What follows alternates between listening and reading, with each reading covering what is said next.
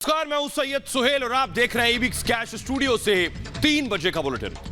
नमस्कार, मैं हूं आपके साथ विवेक शांडिल्य। इस वक्त एक बड़ी खबर आ रही है, उसका रुख कर लेते हैं। सबसे पहले टीएमसी के नेता जिन्होंने साथ छोड़ दिया है टीएमसी का, ये बड़ी खबर आ रही है। एक और एमएलए का इस्तीफा, एक और विधायक का इस्तीफा सामने आया है। ये इस वक्त की बड़ी जानकारी मिल रही है। तो बड़ी खबर, टीएमसी में भगदड़ का दौर लगातार जारी है। दिनेश बजाज, टीएमसी के एक और विधायक दिनेश बजाज ने टीएमसी से इस्तीफा दे दिया है।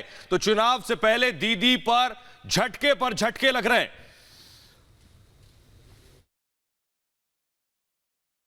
नहीं, देखिए, विरोध जब होता है, जब लावा फूटता है, वल्कानों को इरप्ट होने में बहुत टाइम लगता है। तो एक हाथ की सीमा जब पार हो गई, कल देख लिया, तो मैंने कहा कि अब नहीं, अब चाहे निर्वाचन की टिकट की इसमें कोई भी बात नहीं है, चाहे बीजेपी से मिले नहीं मिले, किंतु इस दल में नहीं रहना, ये मैंने डिसाइड कर लिया था। हमारे साथ सीधे जुड़ रही है पश्चिम बंगाल से अनुपमा। ममता बनर्जी के लिए लगातार झटके पर झटका लग रहा है। दिनेश त्रिवेदी बीजेपी में शामिल हुए और टीएमसी के विधायक दिनेश बजाज ने भी इस्तीफा दे दिया है। बिल्कुल सैयद, देखिए, ममता बनर्जी की मुश्किलें जो है लगातार बढ़ती ही जा रही है। दिनेश त्रिवेदी की बात करें, बहुत बड़े नेता थे, सबसे बड़ी बात है मनमोहन सरकार में मंत्री भी रह चुके थे, लेकिन उनका इस्तीफा देना, उसके बाद भारतीय जनता पार्टी में दामन थाम लेना। आपको याद होगा, दिनेश त्रिवेदी ने जब राज्यसभा से इस्तीफा दिया था, उन्होंने प्रधानमंत्री नरेंद्र मोदी की तारीफ की थी। उन्होंने साफ तौर पर कहा था कि प्रधानमंत्री नरेंद्र मोदी देश का अच्छा नेतृत्व कर रहे हैं और उसी वक्त से कयास लगाए जा रहे थे कि वो बीजेपी का दामन थाम सकते हैं। अब हम दिनेश बजाज की अगर बात करें तो देखिए, दिनेश बजाज जो है बहुत नाराज चल रहे हैं ममता बनर्जी से। जब से टीएमसी जो है, टीएमसी ने कल जब लिस्ट जारी की, उसके बाद से दिनेश बजाज काफी नाराज चल रहे थे और कहा यह भी जा रहा है कि हो सकता है कि वो भी जल्द भारतीय जनता पार्टी का दामन थाम ले। कैलाश विजयवर्गीय से उनके अंदर खाने बातचीत चल रही है और ऐसा कहा जा रहा है कि प्रधानमंत्री नरेंद्र मोदी की एक ऐतिहासिक रैली होने जा रही है। इससे पहले लेकिन ये टीएमसी को झटका है या फिर ये उन असंतुष्ट नेताओं की फौज है जिन्हें टिकट ही नहीं दिया गया?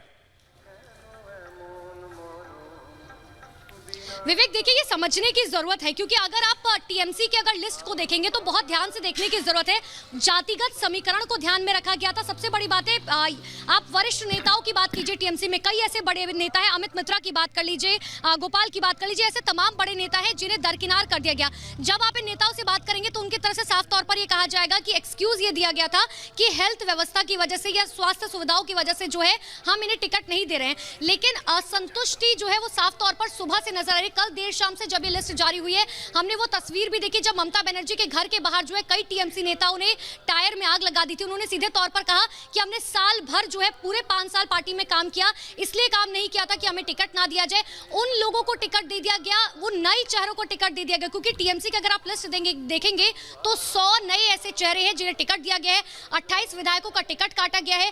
42 ऐसी सीटें हैं जहां पर मुस्लिम लोगों को टिकट दिया जा रहा है, 50 महिलाओं को टिकट दिया गया है। तो यानी कि सारे जातिगत समीकरण जो है बहुत ध्यान में रखे गए हैं। एससी एसटी को भी ध्यान में रखा गया और उसी के हिसाब से आप देखिए, नंदीग्राम की अगर आप बात करें तो नंदीग्राम में स्पेशली अकेले जो है 34% मुस्लिम वर्ग रहता है और इसीलिए शायद, क्योंकि टीएमसी का कोर वोटर बैंक जो है मुस्लिम वोटर माना जाता है, इसीलिए नंदीग्राम से चुनाव लड़ रही है ममता बनर्जी। भवानीपुर की बात करेंगे तो भवानीपुर में केवल 23% मुस्लिम वोटर बैंक है। शायद यही वजह है कि उन्हें पता था कि जीत की संभावना वहां पर थोड़ी सी कम हो सकती है और उनका कोर वोटर बैंक जो है वो थोड़ा सा खिसक सकता है, इसीलिए वजह हो सकती है।